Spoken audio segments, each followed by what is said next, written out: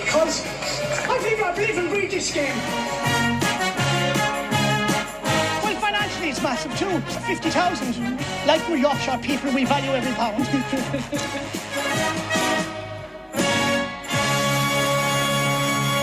Hello and welcome to the Boston's Inquiry Sunday Sermon. Yes, that was the helium tones of trainer Pat O'Donnell in our new theme tune. So I hope you enjoyed that little ditty to start the show. Very busy show we've got and some fantastic questions from you as always. Me, John and Chris are here to chew the fat. Good evening, gentlemen. Good evening. Hello, everyone. Yes, it's been a rough old week for me and John. 3 out of 4 days, you're completely on the lash. It certainly took its toll. Certainly with the presenter. John, your movement is not quite like it should be. Yeah, well, it's normally with the grace of new hairs. It's something resembling a ruptured hippo at the minute. Yeah. This morning when we got up, it was just like, Jesus Christ, how are we going to get through this show today? But in any case, we're here and we'll give it our best shot. And like I said, with some fantastic questions to go through. Without further ado, though, as always, it's been a busy week's racing, and you might want to know the boring bit, Chris. Boring. The review of some top-class action this week. And we start off with Wednesday. We've done extremely well. Tipping at York on the podcast. John's had some real banging near miss in the Clipper, which we'll certainly come on to in a bit. But first, also, I want to talk about, John, this week is the Lion in Winter, which you, of course, nailed on the podcast, as you thought this was a very good horse, and you were proved correct. Yeah, I was impressed with him, how he went about his work and everything. He didn't come into this experienced. He easily won a maiden. I thought the fact that he was in front early, showed a good professional that he showed. Really slaps his front paws down when he gallops, such with English real soundness about him. Nothing not to like at this stage going forward for the classics, really. I sort of feel something faster might come out be doing for the Guineas, but I can see him prominent in the better of the Derby over the winter. He's got some interesting entries. He's got plenty over 7. He's got the Royal Lodge. He's got the Beresford over a mile. It's in the Dewhurst, of which looks a pretty short 3-1 for the Dewhurst, if I'm honest at this stage. The trainer did mention, now whether they changed their mind, staying at 7 for the Goss Million, which is obviously a valuable sales race. Yes, that would be quite a name if they went for that, wouldn't it? Other options available to not both riders. Yeah. But, I mean, you can see where they might do that.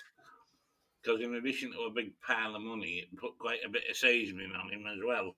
So, anyway, wherever he goes, he's certainly going to be of interest for our barn anyway. Like Cliff Richard, really. He'd be of interest wherever he goes, wouldn't he? Yeah, indeed. Coming on to Voltager, Los Angeles beat Illinois, and one or two mutterings about the ride on Illinois, saying that Wayne Lorden didn't get that serious. I didn't think there was much to see. I thought they were both pushed out. Illinois looked like he was going to go back past him in another furlong, and that to me looked like possibly the best Ledger trial we've seen, John. Illinois. Would you agree with that?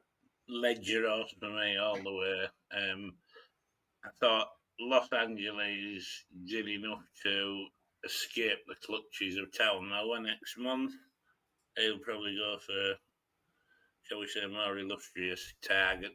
Maybe the Dreamy L, something like that. Then possibly Tilt at the Arc. Wouldn't surprise me in the slightest. But Illinois looks stamina all the way, doesn't he? And I would imagine he'll go very, very close in Ledger. Yes, that would be my choice over Jan Brudel at this stage anyway. I think that's got... Illinois is a superior horse.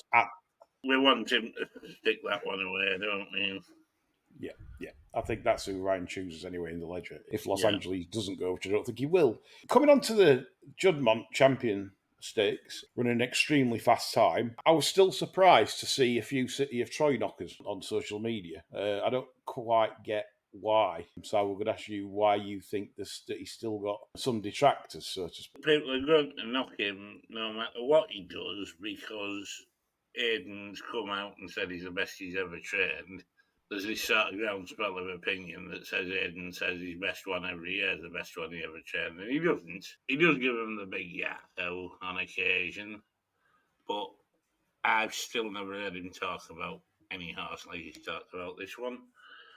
I'm prepared to give him the benefit of the doubt and think he probably is very, very high up the all-time pecking order at Ballydoyle. I'd certainly have him up there with the likes of Hawkwind, Stravinsky, so on and so forth. Let's face it, the horse has done nothing wrong really apart from the guineas. The trainer kind of explained that, and he hasn't done anything similar since. This was a good effort, this, on the front end. Calandigan's come at him after he's beaten off several good rivals. He's used enough petrol to have the other ones at it a fair old way out. Calandigan's kept out of that particular contest and come late and fast, and then he's made no further progress. And to be honest with you, if anything, this thing was going to go away from him again if it had gone further. He's a tidy horse. Yeah, we thought going round the bend was going away again. And it says to me, like I said to you after Eclipse, I'm not sure this horse is a mile and a quarter. Well, that sounds stupid, doesn't it, after winning an Eclipse and a Juddmonte? What I'm trying to say is, if you want to see him pulverising probably a Group 1, I think you might need to see him over 12. That's just where I'm at. It was the most impressive in the Derby. And to me, a 12 furlongs at York would have seen him probably win that by a comfortable 3 lengths. Well, I don't know what your thoughts on that. I think if you want to say this horse like pulverise a fail, as you say, I think something like an old style 70s or 80s King George, where you got a decent sized fail in fast ground, and you just see him pull away from him in the straight. He looks all over a mile and a half horse, doesn't he? And if the legs had a bit more lustre, a bit further, I mean, I wish he'd won the Guineas because, I mean, Jesus wept, it'd have been a fucking certainty. Yes, like you said, the Triple Crown wouldn't have seemed so far-fetched had he win the Guineas. But where does he head now? I mean, they're saying the Breeders' Cup Classic. If it was mine, I'd probably go. They obviously want to try and justify as something special, and producing a Breeders' Cup Classic winner on the CV would be immense. But I just don't think he's that kind of horse, John, to win a Breeders' Cup Classic. You generally think these big, stern dirt grinders, don't you? One thing people did make a point of is that he hasn't grown a right lot since, so I think he'd look a bit like Warwick Davis against some of them. They might grab him by the ankles and see how far they can chuck him. But it looks odd, don't they, going to try and convince the sceptics that they can do something like this, isn't it? If it was mine, I'd be sticking him away now and preparing for a American campaign next year, if that was the plan. Yeah, definitely bring him back at 4. I would do. I know they don't usually do that, but that's what I would be looking to do. I don't think we've seen the best of him yet still. I'd give him a whole season practice on dirt if that was what I was going to do. But it's such strong form, though, because you've got Blue stocking in 4th, beating like 8 wickets. Ghostwriter has completely ran its race, and this time's got thumped, just under 5. I think it's really strong form, this. It was, as you said, a thumping performance, really good performance. Pat O'Donnell in the next, the Sky Bet Stayers race. It was beautiful, wasn't it, really? It was absolutely fantastic, an absolute breath of fresh air, and he attracted a lot of attention afterwards by several of the racing media journalists all wanting their own interview with him. And he certainly lightened up the TV, unlike some of these boring trainers that just come on and go, yes, well. I think if he'd just gone half a pitch higher, there'd have only been dogs able to hear him. If he'd gone any higher, I think he'd have floated off into the sky. It's the first time I've ever heard him speak, so obviously Irish listeners probably heard him before. But to people like us, it was certainly a surprise. But that's why he's made the title tracks. Well done, Pat O'Donnell. Right, moving on to Thursday, we saw the Lowther one. Would you just class that as an ordinary Lowther, John? Very much so. I mean, I can't have Helen been making a 3-year-old anyway. I think Leah Varney probably ran her race, didn't stay.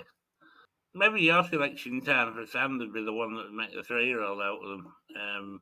I don't really think the race that, well, it's a Group 2 and it's got the likes of Perfect Park capable running fifth, and it's not really for me, I'm afraid. No, I agree with you. It's form that might just not work out, so we shall see on that one. For once, we had the 1-2 in the Clipper. Davis tipping the winner Thunder and up on Patreon in his anti-purse column, and John tipping up Mursky on the show, and he backed him anti-purse at large prices. And you were cursing Davis after the race, John.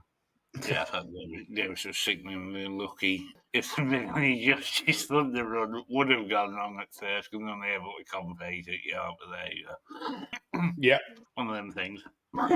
It is. Not a lot we can do. The 335 was another Group 1, the Yorkshire Oaks, a substandard Yorkshire Oaks, it has to be said, especially with Blue Stocking choosing to go the Juddmonte. Emily Upjohn showing finally that she is gone at the game and with an ungenuine performance, you would say, John. Well, she looked like hosing up, didn't she, going down to the 12 furlong pole? You'd have to be disappointed with the finishing effort. I just think that sale was packed with disappointing fillies. I mean, I'd put Samir up, the 4-year-old of the Aga Khans that had only had 4 or 5 runs in its life. And I was absolutely cursing Dermot Welder. He didn't let her have a pop at this for a Group 1. I don't know what he was thinking, to be honest, because anything half decent, this was there for the taking. So I think they're an absolute bunch of scrubbers. Right? If anyone watches the replay and maybe doubts the sort of assertion that she's ungenuine, she does hang markedly left. You can actually tell that. She's not going forward. So when people were criticising the ride on Upjohn, saying that it was Schumacher's fault, this and the other, I don't think whatever it had done, I don't think she was just going forwards. She just hung herself away. So that's how I saw it anyway. Maybe you disagree. You should blame Schumacher for that. You might as well blame him for fucking Brexit.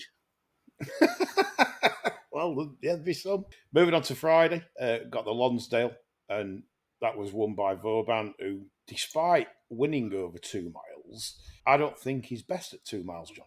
I'd like to see him drop back to 1.5 miles, in all honesty. Yeah, I think 12, 14 furlongs is right up his street, and he was gasping for air at the end, just hanging on from the fast finishing Almeida. Absolutely all in against the double carpet pork. I mean, come on.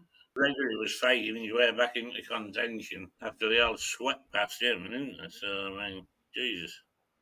I think if they go Melbourne Cup or try that again, I think they've no chance. Really don't. No, I think William made 35 if he had another pop at that, and the mullet man should have the mullet chopped off if he has anything to do with it. Jim Crack John, again, not a vintage renewal, in my opinion. I don't think it's particularly strong form. No, Cole Paddock, I thought, fairly average looking bunch of fuckers. Camille Pissarro, a lousy favourite. If I was going to give anything another chance out the ones that disappointed, I'd maybe look at Andersate. I thought he raced in a very garmless manner. This might have taught him plenty. Yeah. But overall, the Chimcraft's not a great race going forward, is it? You know, I mean, you've got usually fairly set 2-year-olds, and well, most of them are right off by October, aren't they? Not a race I'm really bothered about. The Wootton Bassett Nunthorpe, Bradsell winning the race, sort of pinged the lids, didn't it? Got the right trip, tracking the ridiculously fast Pontos, and then just mowing him down and keeping going the best. Typical York Nunthorpe, weren't it? Summed up perfectly, like, yeah. Nothing to add to that whatsoever. Just fairly boring. And Was, yeah. You sort of knew that Bradsell had probably won for about 2 furlongs, really. Although Daft Ollie nearly didn't get the right towing because she went sort of centre track, and then she decided to change her mind and follow Pontos, which I just thought would have been what she'd have done pre-play anyway. But anyway, it wasn't far off making the Rick of the season. That I don't. Well, that's it. Yeah, you know, we've picked that up, and I think a lot of journalists have just like praised her and this and the other. At least you did it, but you're on the verge of making a complete mess. Right. So moving on to Saturday. We're in the box Saturday, and we were positioned next to some snipers, John. Yes, I got my hopes up early on. Actually, I thought, well, if this fella's agreeable, I might nip in and get a go on the gun. But I was unable to access the adjacent box, so the chance of any live ammo fun was closed off from me, I'm afraid. Who would you have took out if you'd have got to go? Oh, the list's so long to go into, really. I'd have probably had a practice one at a certain senior trainer's stick, especially when he was leaning on it heavily, I would have thought. I think we can guess. I think we can guess that one for sure. Funny as really. Disappointing.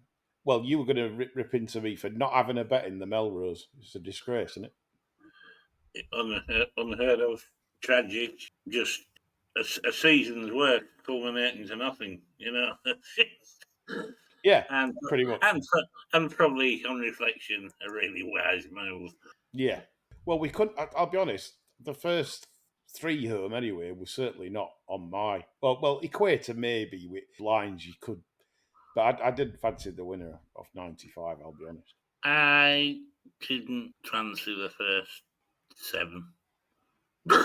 Yeah, I know what you're saying, and I'm so glad I didn't play. Yeah, the Melrose pretty much handed me ass to me, to be fair. City York, so disappointed for York at the eventual field that they did get with the withdrawal of Kinross, and then poor old Jack Veach with his anti-post bet. This is uncanny. I shouldn't have been in tears laughing, but I was, and the reason being, Lake Forest didn't go in the stalls, and that very morning I was joking with John because John said to me, "Oh, Jack's finally got a haggis horse to turn up in a anti-post bet race." He actually had it off. Turning up was as far as he got. And I genuinely turned to John that morning. I says, "Watch it not go in stalls." It's just unbelievable, as if gambling gods are watching down. Just astonishing, that lad, in terms of luck he has.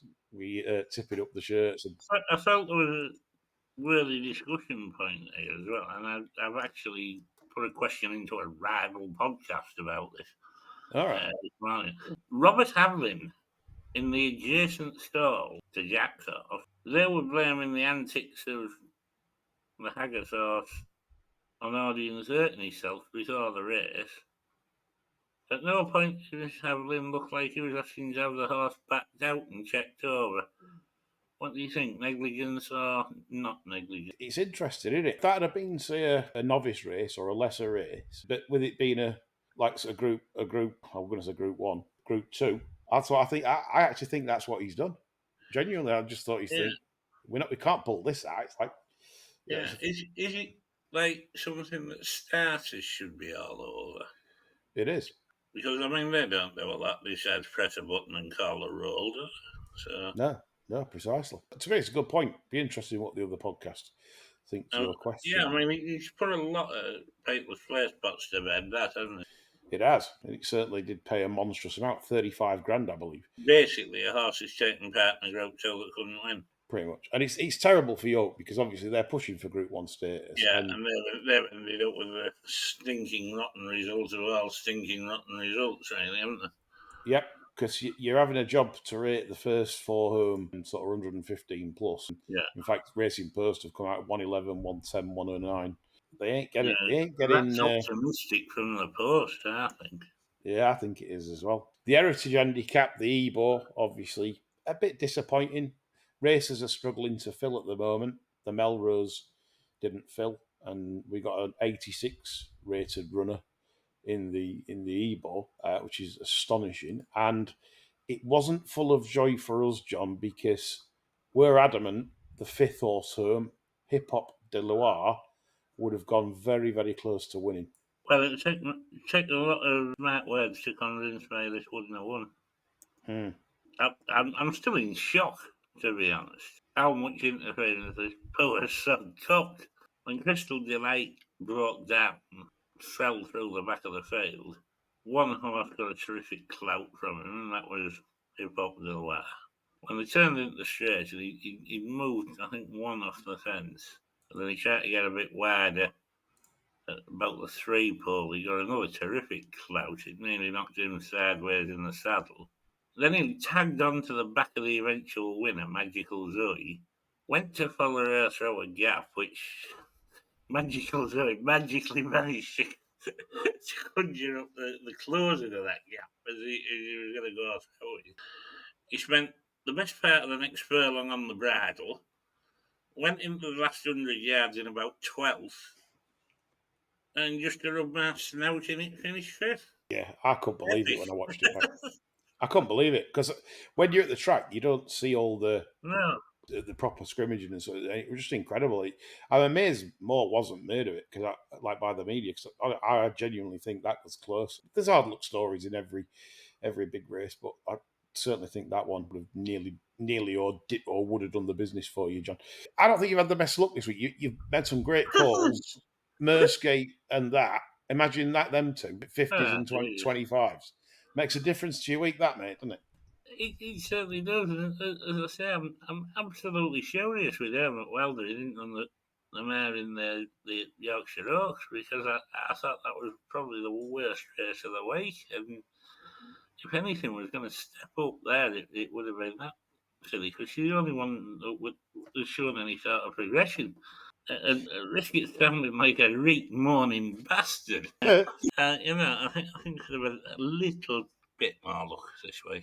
Two highlights for me this week were winning the pub quiz Tremendous, yeah. with Jack Veach's amazing answer of like, name the only country in the world that ends in a H.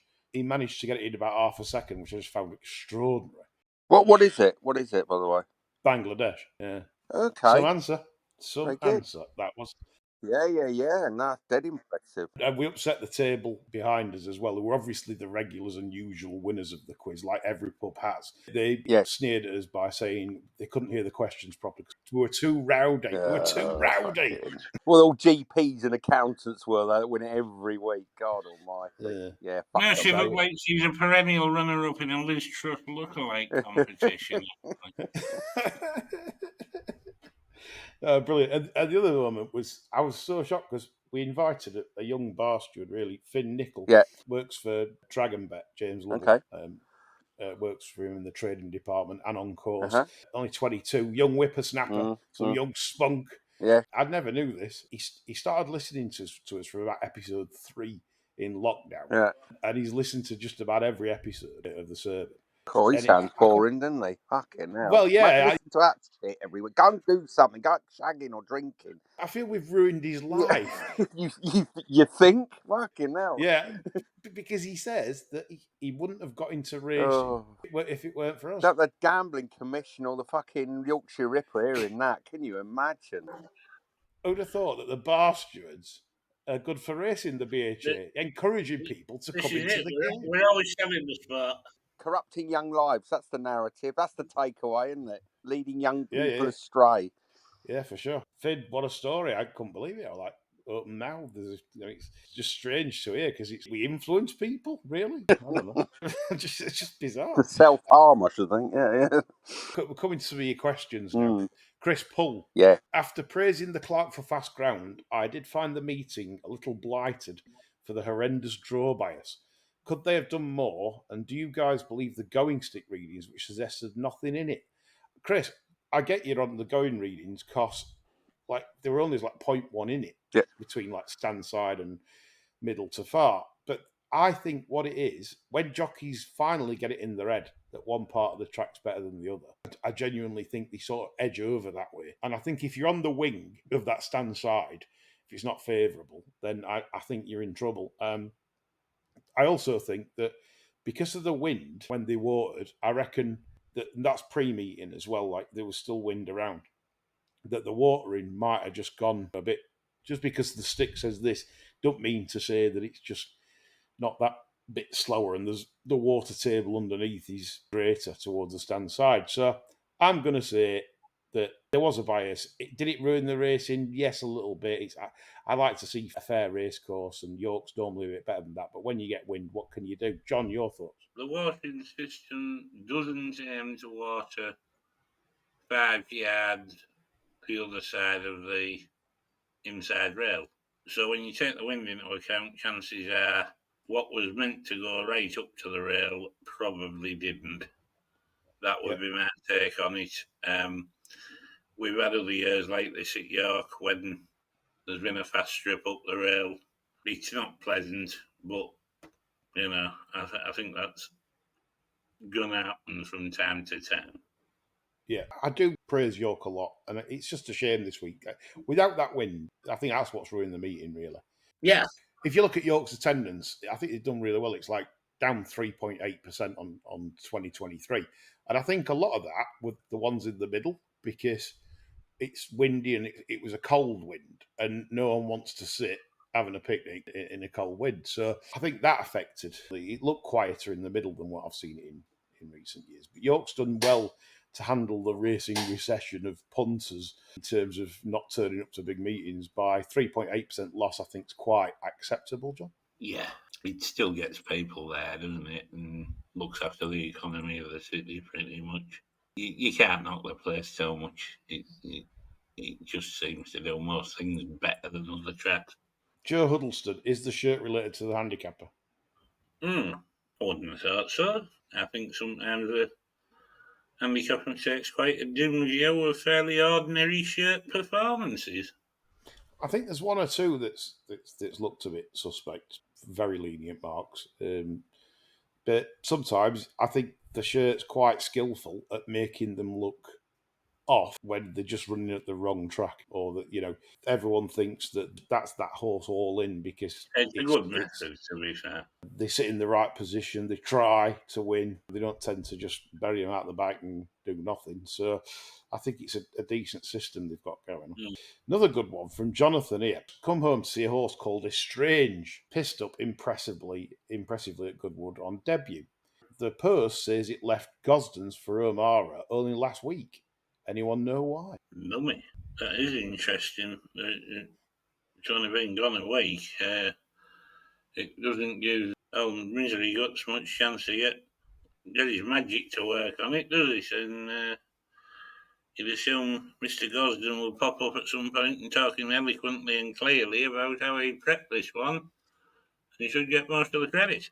Yeah. Adding to that, Phil Bulls said, if John Gosden takes a back step and says, right, that's me done, with any of the dukes at Clarehaven, do owners leave en masse? He said that might be the case. You would have to question the sanity of anybody who hung around, in all fairness. Yeah. Slim 30 not going to float anyone's boat then? Not at all. We're a bit undecided on his training ability, but, let's face it, the lad's a bit of a charm void, isn't he? Yeah, but it is interesting that Cheverley Park have just done that and sent one from Clarehaven up there. Is there a rift already sinking in with certain owners and probably giving other trainers more of a chance? Maybe. It's interesting for sure. One more question on the racing side of it. Bert Doncaster, a challenge. Name a more boring person in racing than Roger Vegetables. Wow. I mean, there's no shortage, is there, really? I think Bruff Scott's really, really, really boring. And I think he trumps everyone. I think his presenting style is still, despite being in front of the camera, how many years is it? 3 decades, 4 decades? Probably more. It's still he still presents like a nervous best man giving a speech at a wedding. It's just fucking dreadful. I seen him leaving the car yesterday before the last. Yeah. He looked like a reanimated Wicker Man. Yeah. all chickens under his coat and all that. Pulling his trolley behind him, and this pinched expression on his face. I thought, bloody hell, he's going to keep going for another 30 years, isn't he? Everything about him just said grim determination. Yeah. I find him really dull. Really dull. So there's plenty of boring people in racing, us included. Another 2 topics that I'd like to bring up before I go through John's list, start of the show. Blogger did a bit of a Uncouth video this week at York, and he was just filming, talking about restaurants, and a couple of homeless people walked into his video, which isn't his fault on that footing, but it turns out that Blogger referenced, got chatting to them and said, the homeless guy said, I used to be a jockey, used to work for Richard Hannon, like that. And then he asked if he got any change, and Blogger went, no. Blogger also asked him what his name was when he was riding. Yeah, I know. It's the same as it is now, yeah. It's what a crass human being is. Everything that's uncouth and boorish and greedy and fucking and shallow is embodied in that prick, don't you think? I mean, I didn't like it. I don't think there were any need to put it up. no, I think his judgment sometimes really poor on that. humiliating that man. I mean, who the fuck would want that prick as an ambassador? You wouldn't have him as an ambassador for mustard gas, would you? Really? No, no, Awful, absolutely awful not. person. Should be ashamed. I mean, like, yes, it wasn't his fault the chap wanted to shot, but that's kind of that's almost that's not far away from exploiting somebody. At least you could have given the geezer a few quid. When a bloke walks into shop, they shout shop. It's not rocket science, is it? No, no. Horrible, absolutely horrible. So move on from blogger, who's a walking selfie disaster. Geoff Banks has had a disaster this week. Thank you, Geoff, for the bottle of plonk, the meeting, Yeah, and the chat. he's sending you a bill for $3,500 now, is he? Yeah, and of course, the story for punters that hasn't heard, Geoff, unfortunately, I don't think he was present at his joint at the time, but one of his staff paid out a punter £3,750 when it should have been £375, which certainly is a sizable difference. And Geoff was absolutely furious about it. Went on social media to sort of look like he was going to burst with rage, and then everyone sort of went on Twitter and I don't think gave him the responses that he was looking for No. in his sort of replies. Now, where do we sit on this? That happening, Chris? I'll get your opinion. You see, I can understand. Whilst you don't actually condone, you can understand the lack of compassion that punters have for not necessarily Geoff Banks as an individual, but bookmakers. Because I think the bookmakers, particularly corporate bookmakers, not Geoff Banks as an independent, have created a climate where it seems to be perfectly acceptable for bookmakers to pick punters' pockets, hold up payments, deny payments. And and in the minds of a lot of punters, they don't differentiate Geoff as an independent from big corporate. So they say, well, fucking, good on the fella. It's one back for the punters. So I think bookmakers in general have contributed to the climate of what was, a number of unkind comments. So I could kind of understand why people say it, don't condone it, but I'm not surprised at it. I'm kind of with you on that. Only that obviously my morals just tell me that a bet is a contract between two don't parties. condone it, but you can see why people go, yeah, good on the punter, fucking leg it, Can't do that because No. it might cost somebody the job. It might, Yes. then you're impacting their livelihood. But I get where you're coming Yeah. from in that Big Corp have behaved demonstrably bad over the last few years to punters and freezing money, and punters can't get at the money. They have to produce all sorts to get them.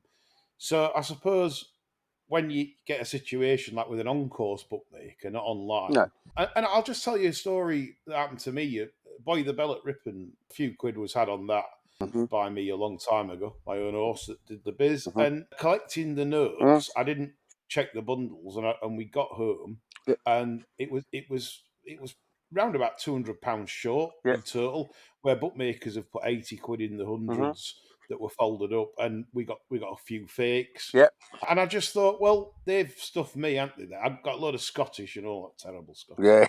They've stuffed it right up me. So it happens on both sides. I know that's not like saying that's like taking 3,750. I know it's not the same thing, but it's still bad practice that I've got home roughly 200 quid light. Yeah, it's kind of human nature. I mean, look, you straw poll people if they say, well, because, bookmakers are perceived by punters as being incredibly wealthy, right? So people will have erroneously think that Geoff Banks is a really rich bloke. And it's kind of the same mindset that applies when Amazon send, maybe 2 or 3 of the same item that you purchased. How many people are going to fucking send it back? Or they deliver someone else's package. People keep them. That's just a world we live in now. So it's almost like, well, I'm being fucked over in every aspect of my life. This is a touch. Don't condone it, don't agree with it, but you can understand it. We're living in a really nasty society now. People are greedy, selfish, and they're after themselves. And I'm afraid this kind of, people are people, aren't they? Punters are people. We're just members of society, and that's just where we're at, I think. I think you're right. I think going back to 80s and 90s, this sort of behaviour would never happen. No, it wouldn't. It was like two gentlemen. That's even sexist now, but two gentlemen persons would strike up a wager. The bet would be paid out in full if it won, and if it got beat, you'd you'd You pay pay on. on, yeah. Or if you didn't pay on, you'd pay after the race. If that's how sometimes we did it on course. I do get where you're coming from, Chris. But I don't think it's right. No, I it's really not. don't. But you have to ask yourself, the person that did that, I would be amazed if that person is an habitual punter. That could be a day tripper, a once a year punter, which racing is looking to try and attract the sport. A newcomer that thinks Christmas has come early, because I'd be amazed if an actual proper punter would have given the money back. This is a day tripper. No brainer for me. I caught the person that took the £3,000 as a shit, and then next time they do have a shit, it's a hedgehog that comes out backwards. Yeah. I think it's an absolute cunt trick. I believe in karma. I hope it pays them back tenfold. It will, yeah. There's some poor bastard there made a horrible wreck that could cost them the job. You know full well if you want them 375, totally, you're taking over £3,000. You're a cunt. Yeah. Sorry. Yeah. I'm going to say that there won't be, even if they're day trippers and stuff, or like there won't be many people that would go to the joint to get paid, having 100 at 11 to 4. No. And thinking they're getting back 3,000. No. It's not a mistake. I mean, but this is the society we live in. Yes, they are, but there are fucking millions of them. There are millions of those sort of people that think they've just had a touch. It's the mindset that people are self-centered and fundamentally more nasty, I think, they were maybe 25, 30 years ago. Well, whatever. But that's and you can see by the comments on Twitter, people going, "Yeah, good on him. He's a cunt. Fuck him." Notwithstanding the fact that the man who made the mistake, his job could have been in jeopardy as a result. Go on to some of John's lead-ins on Twitter, which were very funny this morning. Focus on jockeys. Is it a load of shit, Chris? Yeah, they're all a load of shit, bar Ryan Moore, I think. I think what I'm trying to get at is, like, York's done this like jockey thing, haven't they, this week? Yeah. They've put the name on the breeches. I see what you mean. Yeah, load of rubbish. Fuck, I don't give a shit. Couldn't care less. And I don't think anybody other than marketing wonks care about that sort of thing. But again, it's sort of, it's suggestive of this kind of obsession with trying to kind of personalise racing and move everything away from the engine the petrol that fuels the engine, which is betting. Let's talk about everything except betting. That's the problem. It's rubbish. No one cares about it. John, your thoughts? It was like I said to you at York. Nobody ever looked and thought, well, he's an absolute gonk. I'm going to cancel my bet. It's a good point, actually. Yeah. It's not that kind of sport, is it? No one's. There isn't that kind of sport anywhere. Nobody's following someone in sport because the way they look, their image. I mean, it's ludicrous. It's like football, though. That obviously you have like superstars in football. You sort of get why media companies push them because obviously if they're superstars, it's going to promote the sport. But racing doesn't work that way. You can't, like, say, market Ryan Moore or Oisin Murphy and think, right, this is going to improve the sport's image and marketability. It's not going to happen. I think it's a waste of time. Kudos for trying something different. Yeah. Ryan Moore was hilarious on Racing TV. Nick Luck pulled him over and said, surely this is a good initiative, Ryan. And he went, well, racing's got a lot more problems than this. Yeah. And he sorted, and that's it in a nutshell. Yeah. Racing is doing things that they're trying to. They're looking at the optics rather than the actual problem. It's deck chairs on the Titanic, and that's what it is. The boat's going down, so let's rearrange it. They want to be perceived to be doing something when they're absolutely out of ideas. They don't have a clue what they can do to turn this around. Yeah. Because they're incompetent. Next thing, racing managers, John. Could a monkey do it? Shit, I could do it. I believe they could, in all honesty. Let's see what the trainer says. That's your stock answer after a race, isn't it? And before a race, the trainer says if you're going well, we'd have to be hopeful. Have a bit on each way, yes. A little bit each way. Yeah, racing managers, I think. But what do they do? Could anyone do it? What's the it? What do they actually do? So what is the job description, the tasks? I would imagine that they would do most of the interviews for the papers, perhaps. Right.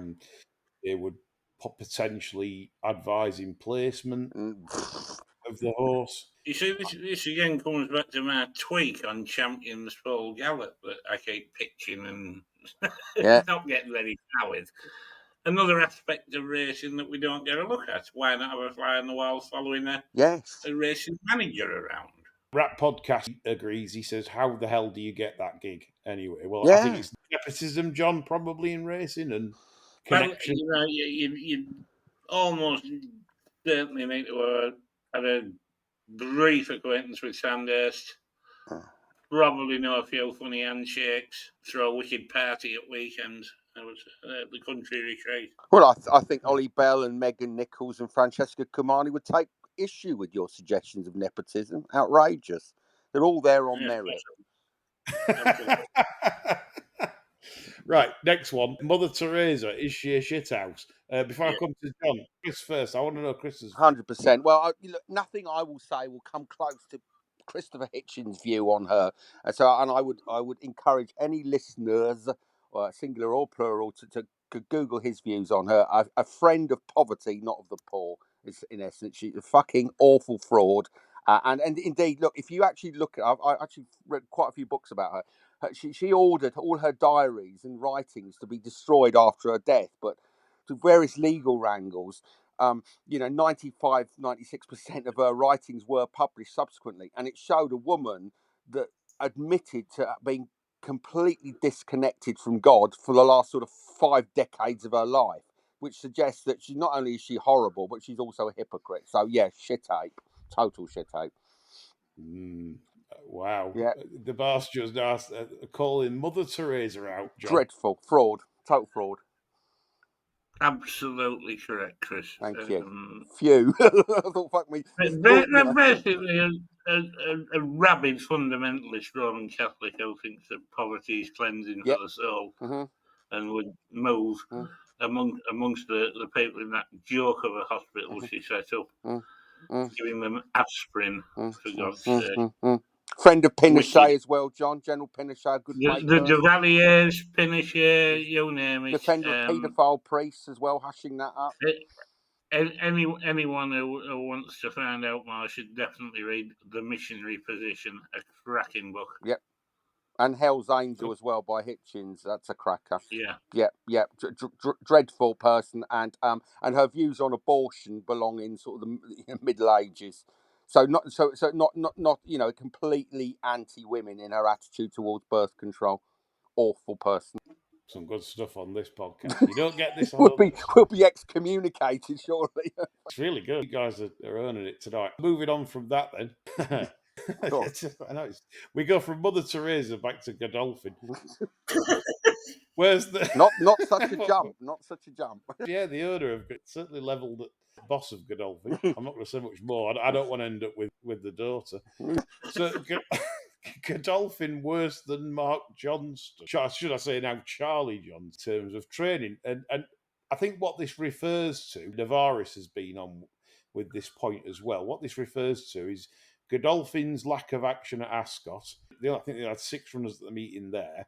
They only had 4 runners at York, no winners, which is incredible for supposedly one of our flagship operations. Yet in the United States, the North Atlantic seaboard, if you like, they're operating at a 26% click and firing in plenty of group race winners. It's as if like they've moved a lot of the top stuff over there. That's suspect to me, chaps, isn't it you? Like why they've moved a lot over there. It's akin to the sniper that was in the box next to us, forgetting about keeping an eye on goings on down below and having a little poke round Acomb with his telescopic sight while potential mayhem occurs in the Silver Ring. They're not focused on here at all, are they, really? Well, you've got to ask the questions, haven't you? I mean, that's what I want our media to do. Rather than this, when Charlie Appleby has a winner, why are you concentrating your efforts on former top performers here that you've sent them all over there? What's all that about? Why? Is it because of the prize money or is it other reasons? What are you doing? I think to some extent, Coolmore chased them. Yeah, but I mean, obviously, they with Justifies now. That's what I mean. They're promoting that stallion. They want worldwide recognition for Justify, and maybe that's their reason for sort of like making sure they don't dominate over there. But yeah, it's an interesting one that can't be worse than the kilt. No. The kilt's had it, Annie, John. Pound for pound as a trainer, is he one at worst in the game? Well, we know the best in the game is at pound for pound. I'm sure when we do our special on that, with all these reveals, people will be quite surprised. Yes. He's probably making, I think you pointed out, he's probably making the running less than his old man. Yep. Which would explain a certain drop off on the winners to runners situation, because his old man was gifted an awful lot of races, wasn't he? Yeah. He was. And Joe Fanning's not getting any younger, is he? So that would have... Lift it up, Joe. To me, I think Charlie's lost the plot a bit. John made me laugh this week. We were commenting the paddock, and he goes, "Oh, have you seen the Convivial or something?" Fucking hell, here we are, Jurassic World. Yeah, the Kilt's Brontosaurus has just turned up in Pereira. He's got away with words, I'll tell you. Right, next question. We come on to ITV Racing versus Channel 4. Mix up the team. Who'd be on it, John? Who'd be like in the team if you mixed them up? Believe it or not, I know a lot of people don't like him. We get on with him, which is probably going to smack of bias, but I would take Ed Chamberlain to front the show over Bruff Scott any day of the week. Well, Chris has said, Bruff Scott's boring. Oh, I could give Aspirin a headache, he would. I also think, as regards the paddock deal as well, I quite like John Frankham. Yeah. He did steal a living to a certain extent by saying anything that was big had loads of scope for improvement. Mm-hmm. That was like his stock line. I think Adele Mulrennan would be a much better physical analyst of a horse. Yeah. John Franklin was made in the paddock review was Jim McGrath. I've never ever liked his supercilious attitude. Nah, starey eyes and all. Imagine him fucking looming over you, Christ. That said, I love the fact that McCritic said it as pretty much how he perceived it to be. I would have McCritic on the team. I think Ruby Walsh, in the same way McEnroe's probably the best tennis analyst, Ruby Walsh would be the best TV race analyst that we've got at the moment. Terrestrial TV, that is.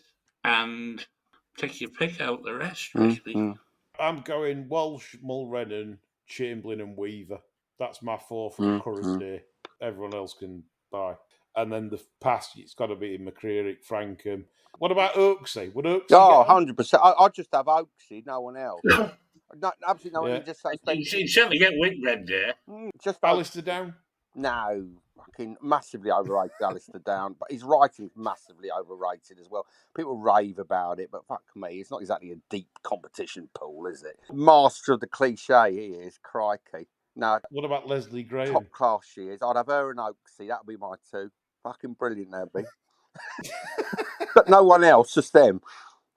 Yeah, fair enough. Yeah. So, I think when you analyse them pound for pound, like position for position, well, we are inclined to look at Channel 4 there with the rose tinters on. Yeah, because your gut feeling would be to say, "Oh, yeah, Channel 4 all day long." Yeah, absolutely not, John. Yeah, I agree.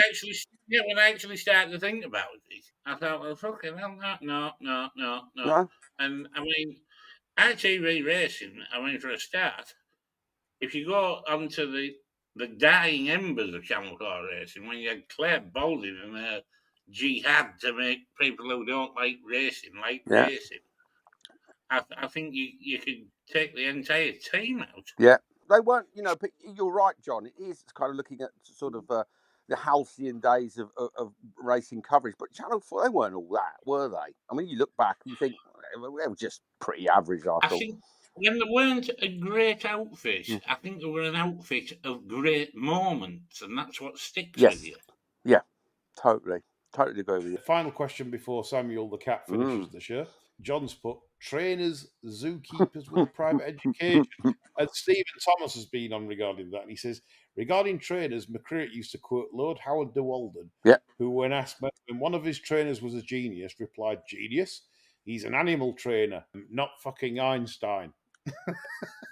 Yeah. Is that true, John, in all fairness? Well, coming from a man who ran Hitler over and then failed to reverse over him to make sure he'd done the job properly. True. I don't know whether we should give Lord Howard the Walden's opinion that much credence. But we've despaired this week, haven't we, at like some of the goings on. Entries, lead artist not going for the City of York when it was pretty clear a double entry would have given them the option of avoiding the bog at Goodwood and possibly picking up an A/2 prize. Yeah. One example, you know, throughout the season we've had fillies rated 80 odd that we know full well we could have gone to jail for in handicaps. In fairness, take this option of trying to seek out black type in races where they've had absolutely no chance. It just goes on and on. I mean, horses that you put in your tracker. I'm waiting for this to run at a course that's suitable for a hold-up ride because he holds it up all the time. And then they'll go Beverley, Chester, Beverley, maybe Leicester, you know. And you're tearing your hair out with these people. It's like you're not just taking on the bookies, you're taking on the fucking trainers. Yeah. Chris? Yeah, I agree entirely. But I think, John, you're right. You've hit on it. Training animals to get them fit and to bring them to a peak is quite a different skill from knowing how to place them, isn't it? You know, they are two quite different things. And I think sometimes Massively so. people assume that racehorse trainers are experts on the form book and racehorse placement, and then they're just not. They're just absolutely not. You can get a horse raging fit for something for the big day, but if you enter it in a race that it just cannot win because of the prevailing conditions, then you're going to do your money. So I think people punters particularly need to understand that these people, whilst they might be experts in animal husbandry, they ain't form book experts, and I'd suggest they probably know less than most punters. I agree with what you're saying on both counts, Chris and John. Nothing more to add there then. We move on to Samuel the Cat's question, as always. Love this slot for Sam the Cat. And it's not as a weird one as we normally get this week. It's quite a sensible one. Bloggers got pelters for not giving that ex-jockey a fiver, he says. He couldn't work for the Samaritans. The caller would be telling him his life issues and Blogger would be discussing Spiral or Priced Up Bet. On Bar Stewards, who would be the best call taker to solve issues or cheer people up? I want to answer for John. John would cheer anyone up after a sort of 30, 45-minute call. He's been with me this week, stayed with me, and honestly, we've been belly laughing a lot of time. In fact, if we'd have filmed it, I think we'd have got around 1 million views on YouTube. We might have been banned off it. But yeah. But like the banter was just extraordinary, and I think if I could go to someone of our crew to put a smile on my face after needing some help, it'd definitely be John. I've no idea on the problem solver though, because I don't know if any of us are any good at that. John, who would you do for the? I mean, obviously I've said you for the cheering up. I genuinely think that's the right call. Problem solving. Who would do the problem solving? Well, at risk of knocking the ping pong ball straight back over the net, I think you face a fair few problems in life and manage to solve them. Well, You've given me a fair bit of advice over the last 6 regarding some of my own problems, which I'm touching my head here and saying touch wood. I'm hopefully clear of now. So I'd probably, if I had problems, I'd probably start with yourself, and then if I wanted clarity of thought and a soothing voice, I'd probably give my vendor a ring. Yeah, the old soothing voice. For me, if I wanted legal advice, I think I'd be going to Chris. I think. I couldn't ring any cunt up. I had phone cut off, so I wouldn't. That be it. Fuck 'em. Yeah. Yeah, you can't get in touch with Chris. No. Yeah, Fucking, he gone away. Big metal bird in. Sorry about that. I know you're having problems, but you'll have to just fuck off, Yeah, I'm afraid. yeah, fucking right, yeah. Pretty much. Sorry if this shirt was a bit flat. Me and John have struggled. We are a bit flat. We are a bit fucked, to be a better way of saying it. So I hope you still enjoyed it in the racing chit chat. Some fantastic questions, which we hope we've done enough justice for the week, and we hope you continue to enjoy the show. So that's all from me, John and Chris, for this week, and we're back as normal next week. Bye for now.